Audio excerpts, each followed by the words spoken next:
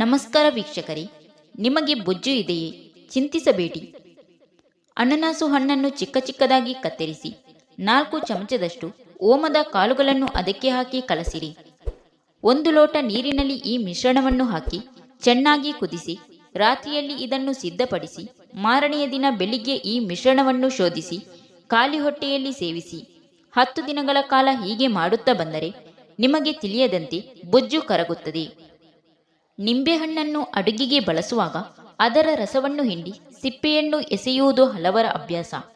ಆದರೆ ಹಾಗೆ ಎಸೆಯದೆ ಅವುಗಳನ್ನು ಬಿಸಿಲಿನಲ್ಲಿಟ್ಟು ಒಣಗಿಸಿ ಚೂರು ಚೂರು ಮಾಡಿ ಪುಡಿ ಉಪ್ಪಿನೊಂದಿಗೆ ಸೇರಿಸಿ ವಾರಕ್ಕೊಮ್ಮೆ ಈ ಮಿಶ್ರಣದಿಂದ ಹಲ್ಲುಜ್ಜಿದರೆ ಹಲ್ಲು ಮಿಂಚುತ್ತಿರುತ್ತದೆ.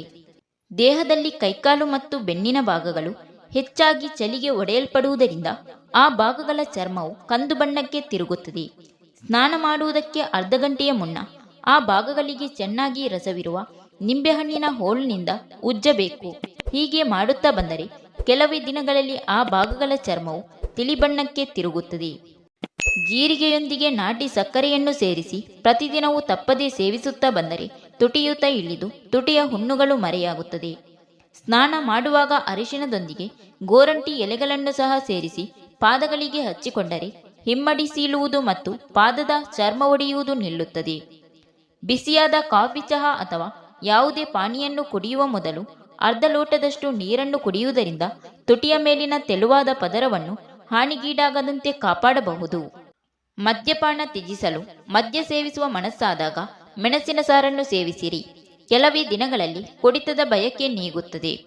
ಬೆಟ್ಟದ ನೆಲ್ಲಿಕಾಯಿಯನ್ನು ಅರೆದು ಅದರ ರಸಕ್ಕೆ ಹರಳೆಣ್ಣೆಯನ್ನು ಬೆರೆಸಿ ಕಾಯಿಸಿ ಪ್ರತಿದಿನವೂ ತಲೆಗೆ ಹಚ್ಚಿಕೊಳ್ಳುತ್ತಾ ಬಂದರೆ ಬಾಲನೆರೆ ದೂರವಾಗುತ್ತದೆ. ಕೆಲವು ಸ್ತ್ರೀಯರಿಗೆ ಸ್ತನಗಳು ಜೋತು ಬೀಳುವುದುಂಟು. ಅಂಥವರು ಅವುಗಳಿಗೆ ಹರಳೆಣ್ಣೆಯನ್ನು ಹಚ್ಚಿ ದಾಳಿಂಬೆ ಹಣ್ಣಿನ ಬೀಜಗಳನ್ನು ಉದುರಿಸಿಕೊಂಡು ಮೇಲೆ ಬಿಗಿಯಾಗಿ ಬಟ್ಟೆಯೊಂದನ್ನು ಕಟ್ಟಿಕೊಳ್ಳಬೇಕು. ಹೀಗೆ ಮಾಡುತ್ತಾ ಬಂದರೆ ಕೆಲವು ದಿನಗಳ ನಂತರ ಅಂಥ ಸ್ತ್ರೀಯರ ಸ್ತನಗಳು ಮುಂಚಾಚಿ ನಿಲ್ಲುತ್ತದೆ. ಮಲ್ಲಿಗೆ ಹೂ ಮತ್ತು ಮಲ್ಲೆ ಹೂಗಳನ್ನು ಬಿಸಿಲಿನಲ್ಲಿ ಒಣಗಿಸಿದ ನಂತರ ಆಲಿವ್ ಎಣ್ಣೆಯಲ್ಲಿ ಸೇರಿಸಿ 1 ತಿಂಗಳವರೆಗೆ ಸ್ತ್ರೀಯರು ಪ್ರತಿದಿನವೂ ಸ್ತನಗಳ ಮೇಲೆ ಹಚ್ಚಿಕೊಳ್ಳುತ್ತಾ ಬಂದರೆ ಅವು ಉತ್ತಮ ಬೆಳವಣಿಗೆಯನ್ನು ಹೊಂದುತ್ತದೆ. ನೆಲ್ಲಿಕಾಯಿಗಳನ್ನು ನಿಂಬೆಹಣ್ಣಿನ ಎಲೆಗಳೊಂದಿಗೆ ಸೇರಿಸಿ ಅರೆದು ಹಾಲಿನೊಂದಿಗೆ ಸೇರಿಸಿ ತಲೆಗೆ ಹಚ್ಚಿಕೊಂಡು ಸ್ನಾನ ಮಾಡುತ್ತಾ ಬಂದರೆ ಚಿಕ್ಕ ವಯಸ್ಸಿನವರಂತೆ ಬಿಳಿ ಕೂದಲು ಕಪ್ಪು ಕೂದಲಾಗಿ ಬದಲಾಗುತ್ತದೆ.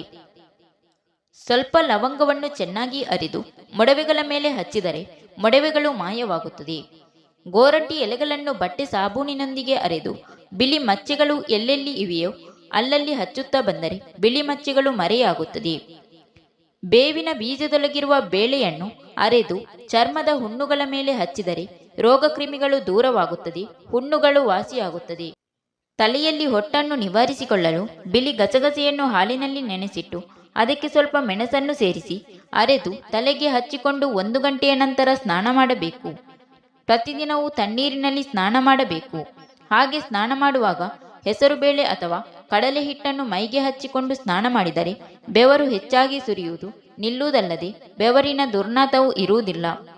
ಲವಂಗದ ಎಣ್ಣೆಯನ್ನು ಕೆಲವು ಹನಿಗಳಷ್ಟು ನೀರಿನಲ್ಲಿ ಬೆರೆಸಿ ಆ ನೀರಿನಿಂದ ಕಣ್ಣುಗಳನ್ನು ತೊಳೆದುಕೊಂಡರೆ ಕಣ್ಣುಗಳು ಕಾಂತಿಯಿಂದ ಮಿನುಗುತ್ತದೆ. ದಡುತ್ತಿ ದೇಹದರು ಶರೀರದ ತೂಕವನ್ನು ಇಳಿಸಿಕೊಳ್ಳಲು ಪ್ರತಿದಿನವೂ ಬೆಳಗಿನ ಹೊತ್ತು ದಪ್ಪವಾದ ನಿಂಬೆಹಣ್ಣನ್ನು ಹಚ್ಚಿ ನೀರಿನಲ್ಲಿ ಅದನ್ನು ಚೆನ್ನಾಗಿ ಹಿಸುಕಿ ಅದಕ್ಕೆ ಅರ್ಧ ಚಮಚದಷ್ಟು ಜೇನುತುಪ್ಪವನ್ನು ಬೆರೆಸಿಕೊಂಡು ಸೇವಿಸುತ್ತಾ ಬರಬೇಕು. ಕೆಲವೇ ದಿನಗಳಲ್ಲಿ ಶರೀರ ತೆಳುವಾಗುತ್ತದೆ. Thank you for watching. Video ಇಷ್ಟ ಆದರೆ ಒಂದು ಲೈಕ್ ಮಾಡಿ, ವಿಡಿಯೋನ ಎಲ್ಲರಿಗೂ ಶೇರ್ ಮಾಡಿ, ಚಾನಲ್ನ ತಕ್ಷಣ ಸಬ್ಸ್ಕ್ರೈಬ್ ಮಾಡಿ.